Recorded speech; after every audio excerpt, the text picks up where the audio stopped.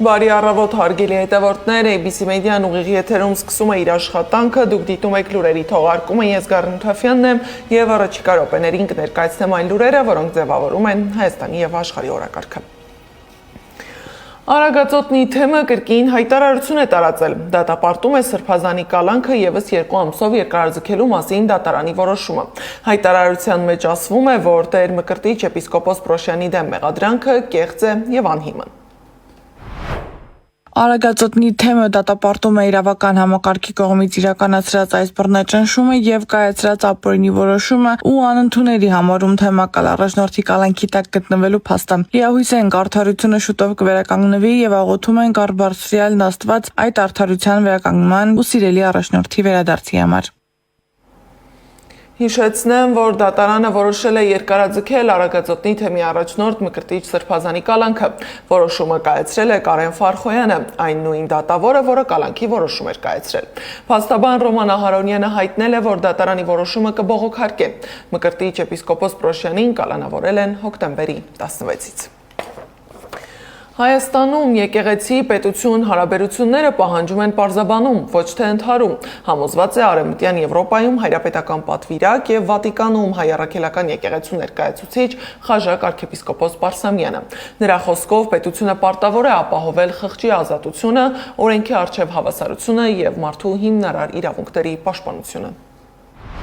Ինչպես անցնել շփոթությունից հստակության։ Վերահաստատել եկեղեցու անկախությունը հոգևոր եւ ներքին հարցերում, ամրագրել հանրապետության աշխարհիկ բնույթը եւ հավատքների նկատմամբ նրա չեզոքությունը, օրենքով ճանաչել հայ առաքելական եկեղեցու առանձնահատուկ պատմական ու մշակութային դերը, սահմանել հստակ կանոններ կանխելու եկեղեցու կառույցների գործածումը կուսակցական կամ նեղ քաղաքական նպատակներով, ձևավորել պետության եւ եկեղեցու ղեկավարության միջև կանոնավոր եւ թափանցիկ երկխոսության մեխանիզմներ։ Իսկ Շիրակի թեմի առաջնորդ Միքայել arczepiskopos Աջապահյանին վիրահատելու համար Իզմիլյան բժշկական կենտրոն կտեղափոխեն այսօր, դեկտեմբերի 15-ին։ Կենտրոն ՊՕԱԿ-ը դեկտեմբերի 11-ին պաշտոնապես տեղեկացրել է, որ անհրաժեշտ փաստաթղթերը վերահասցեագրել են Երևան կենտրոն ստորաբաժանում եւ առաջարկել կազմակերպել Միքայել arczepiskopos Աջապահյանին ցուցված վիրահատական միջամտությունը։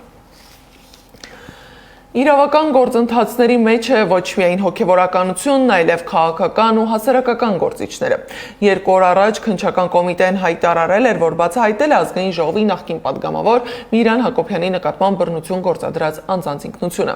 Նախաքննության ընթացքում պարզել էր, որ Միրան Հակոբյանի նկատմամբ բռնությունը նախապես պլանավորել են, ձեռք են բերել մեքենա եւ կեղծ համարանիշ, որից հետո ենթադրյալ հանցանք կատարած անձինք հետապնդել են Հակոբյանին, ապա հարձակվել։ Այս փաստերի հիման վրա հարուցվել է հանրային քրեական հետապնդում։ Սակայն երեկ էլ պարզվել է, որ Հակոբյանի վրա հարձակվելու համար ձերբակալվածներին ազատ են արձակել դատարանի դահլիճից։ Երկուսի նկատմամբ կիրառվել է ընդհանրապես վարչական հսկողություն։ Փաստաբան Ռուբեն Մելիքյանի խոսքով Միրան Հակոբյանի վնասվածքները փորձագետը գնահատել է թեթև, այն դեպքում, երբ նա ստացել է կոտրվածք։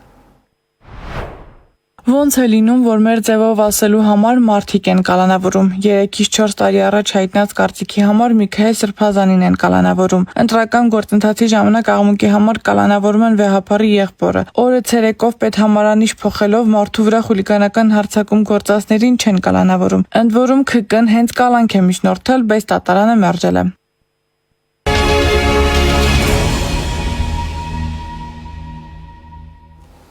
Անդրադառնանք ներքաղաքական թեմաներին։ ՀՅԴ Գերագույն մարմնի ներկայացուցիչ ազգային ժողովի Հայաստան խմբակցության падգամավոր Իշխան Սաղաթելյանը խոսել է ընդդիմադիր ուժերի ղեկավարների հետ հանդիպման մասին։ Քաղաքական ուժերի հետ խորհրդակցությունների շրջանակում նախորդ շաբաթ հանդիպել են Հանրապետական, Ազատություն, Հայրենիք կուսակցությունների ղեկավարների, նաև հասարակական գործիչների, իրավապաշտպանների եւ փաստաբանների հետ։ Падգամավորը հայտարարել է, որ անկյունաքարային հարցերի վերաբերյալ կա փոխըմբռնում։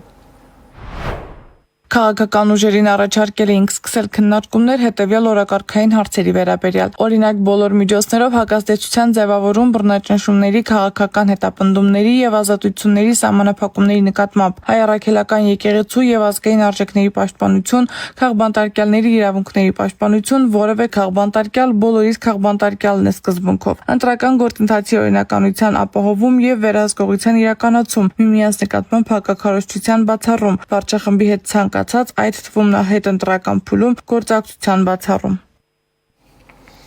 Երեկ Հայ ազգային կոնգրես կուսակցության 22-րդ համագումարում կուսակցության նախագահ է վերընտրվել Հայաստանի առաջին նախագահ Լևոն Տեր-Պետրոսյանը։ Փակ գաղտնի քվեարկությամբ ընտրվել է նաև 29 հոգուց կազմված վարչություն։ Կուսակցության փոխնախագահ Արամ Մանուկյանը հայտարարել է, որ ՀԱԿ-ի պայքարի նպատակը անկախության պահպանումն է, ոչ թե իշխանության գալը։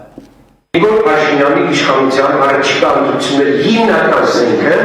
լինելու է հասարակության պասիվությունը։ Ինքը վերջին 3 մեծ ընտրություններում հավաքել է քվեարկելով մասնակիցների 10%-ը։ Մեր խնդիրը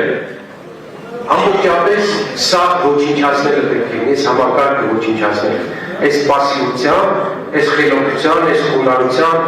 այս համաձայնողականության ոչնչացումը։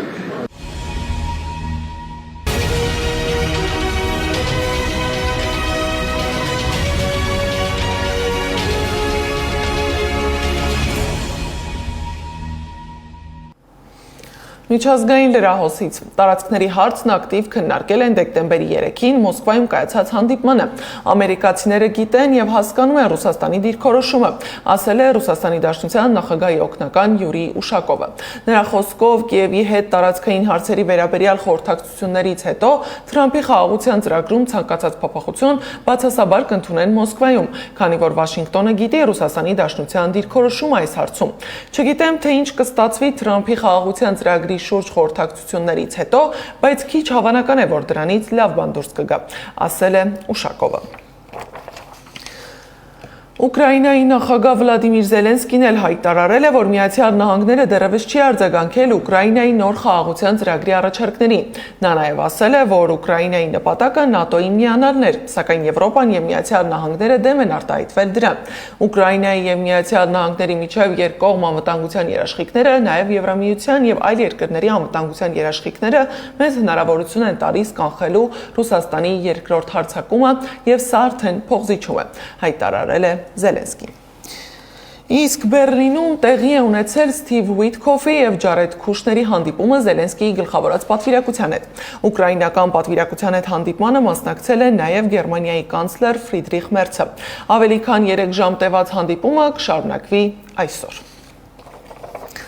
Սիրիայում անհայտ անձանց հարձակման պատճառով զոհվել է ամերիկացի 2 զինվոր եւ թարգմանիչ, կա 3 տուժած, հայտարարել են Պենտագոնի պաշտոնյաները։ Հարձակումը տեղի է ունեցել այն ժամանակ, երբ զինվորները հանդիպում էին պաշտոնյաներից մեկի հետ, նպատակ ունենալով հակազդել տարածաշրջանում ԻԼԻՊ-ի տերորիստական այլ խմբավորումների գործողություններին։ Պատերազմի նախարար Փիթ Հեքսեթը հավելել է, որ հարձակումը կատարած անձանց ամերիկացիների դաշնակիցներն արդեն սպանել են։ Եղանակի մասին Հայաստանում սպասվում է առանց տեղումների եղանակ։ Օդի ջերմաստիճանն աստիճանաբար կնվազի 2-ից 4 աստիճանով։ Եվ վերջում 3 վառել են Հանրապետության հրապարակի մայրաքաղաքի տոնածառի լույսերը։